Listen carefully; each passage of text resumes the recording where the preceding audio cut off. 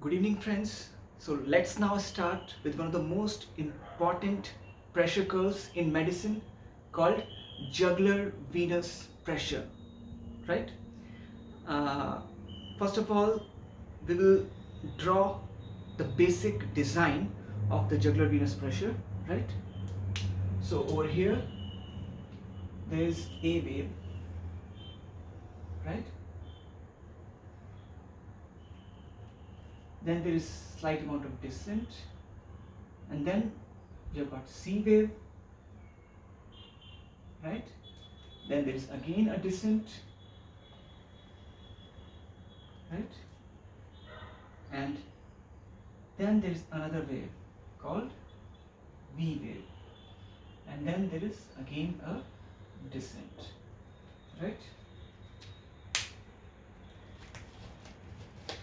So this one is your A wave, right? This one is A wave, this one is C wave, and this one is V wave, right? The next over here, this one is your X descent,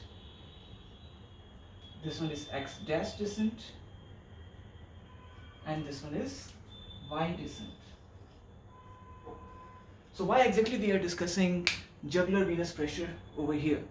Because jugular venous pressure is one of the most important pressure graphs you will ever learn, both in clinical sense and also in terms of exams. Because personally I have never attended a NEET PG exam in which jugular venous pressure has not been asked, right? And in this jugular venous pressure, the C wave is most important. The C wave itself has been repeated twice in NEET PG exams, right? So this makes learning basics of jugular venous pressure very important, right? And as we first of all we will understand why normal jugular venous pressure is shaped, right? And then we will move towards the anomalies of the jugular venous pressure, right? First of all, what this A wave is due to? This A wave is because of atrial contraction, right? As simple as that. When atria contracts, right, it increases the pressure inside the atria, right? And that pressure change is sensed by our probe in the jugular venous, this internal jugular vein, right? And when this contraction ends, right, of course if something contracts it will relax. So when this contraction ends we get our X descent, right? So A wave is because of contraction of atria and X descent is because of relaxation of atria, right?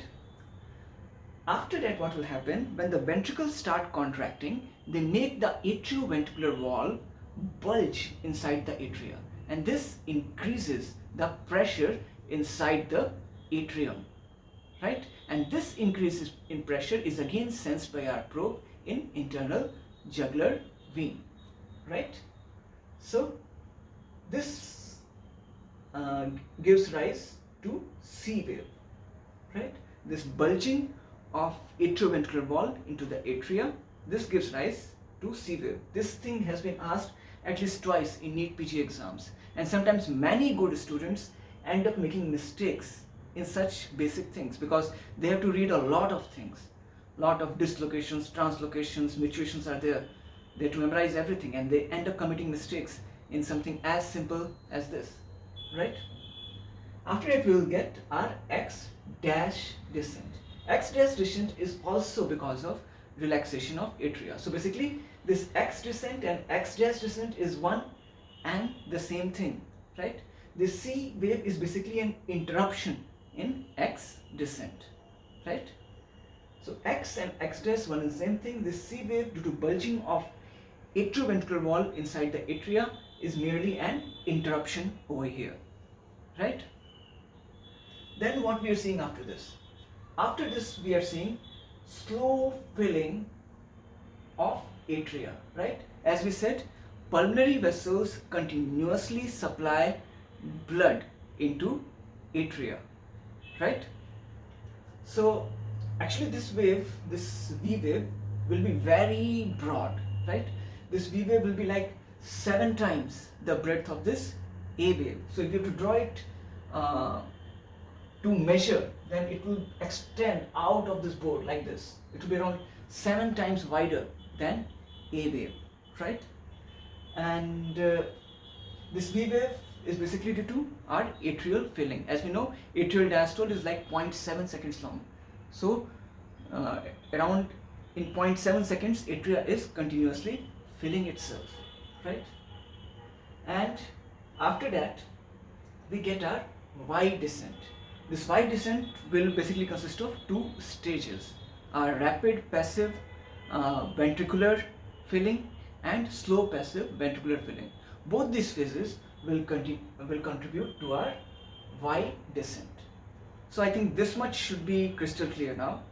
The basic design and structure of jugular venous pulse. A wave due to atrial contraction, X descent because of atrial relaxation, C wave because of bulging of the atrioventricular wall into the atria. X dash descent is basically continuation of the X descent. V wave is because of slow atrial filling, and Y descent is because of passive emptying of the atria into the ventricles. Now, this basic design is clear in our head. Then we can go for the anomalies in jugular venous pulse. Let's go for our first anomaly, right? Suppose we get tall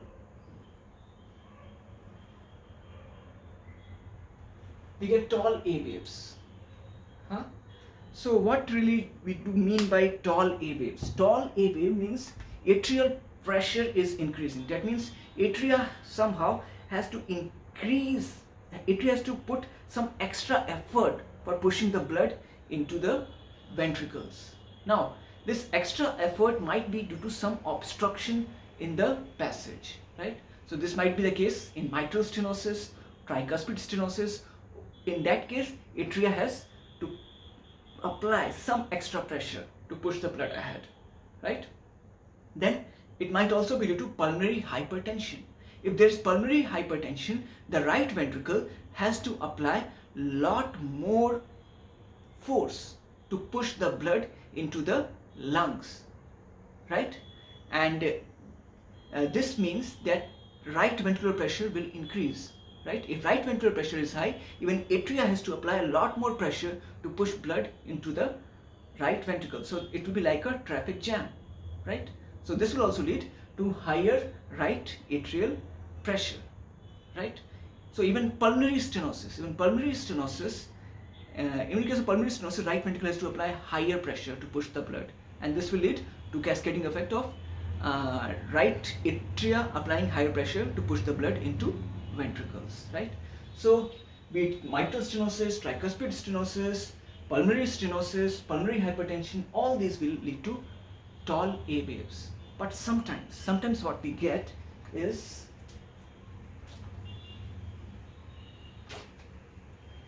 very tall A waves, like this. Very tall A waves, right? Now, why exactly we get, in what cases we get very tall A waves? Very tall A wave means that pressure inside the atria is increasing a kind of exponentially, right? That means while the atria is trying to push blood, something is pushing the blood back into atria, a kind of very abnormal increase in atrial pressure to which atria is not accustomed to. Now, what exactly can do this, right? Only condition in which it can happen is when atria is trying to push blood and ventricles contract at the same time. And when this thing can happen, basically AV node is responsible for delaying the contraction of ventricle by 1/6 of a second after the contraction of atria. So if something happens to AV node, this means that both atria and ventricle will contract on their own, will contract independently. In case of AV block, both atria and ventricle are going to contract independently of each other, and after every second or third beat there is a chance that both atria and ventricle are going to contract at the same time, right? If both atria and ventricle are going to contract at the same time, in that case we are going to see our Canon A waves, very large amplitude A waves, right? You won't see them on every beat. On every third or fourth beat you will see one Canon A wave, right? So let's make this thing normal and let's move ahead, right?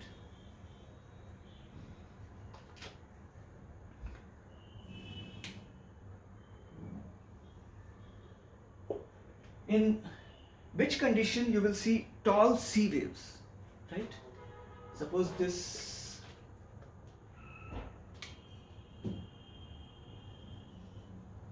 tall C waves. In which condition you're going to see tall C waves? Now, for this we have to imagine what exactly is causing the C waves, right? C wave is caused because of bulging of the atrioventricular wall inside the atria, right? So, what exactly is preventing the walls to bulge completely into the atria, right? They are fibers under the walls called chordae tendidae. They are actually preventing the walls from bulging inside the atria. So if any kind of damage happens to these fibers of chordae tendidae, then these walls are going to bulge completely inside the atria. I'll describe it visually over here, right? Like these are walls, right? And over here at the lower side there are certain fibers, chordae tendidae fibers, right? If they get damaged, then this wall is going to bulge completely inside the atria. The amplitude of bulging is going to increase, right? If amplitude of bulging is going to increase, then this is going to lead to tall C wave, right? Now, in some cases what we see, right? Let's make this C wave normal now and move ahead. In some cases what we see that this V wave becomes very tall. It becomes a very high amplitude wave, right? So what exactly can cause tall V wave? Tall V wave basically means that atria is getting some extra blood. Now this extra blood atria can get either, normally atria should get blood only from the pulmonary vessels, right? If atria is getting a lot more blood, then there might be some other source of blood coming into atria, and that source is regurgitation. So in case of mitral regurgitation, tricuspid regurgitation, we will get this extra blood coming into the atria, right? And this will be manifested as tall V waves, right? After that, what we will get is basically Y descent, right?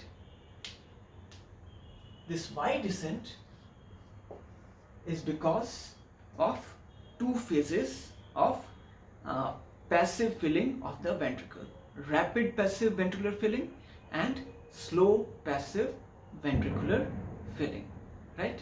So we studied the basic normal architecture of jugular venous pulse, and we also studied some anomalies of the jugular venous pulse. Hopefully all of this was interesting to you, and hopefully you're going to build on this basic knowledge. Best wishes for your future. Take care. Bye bye.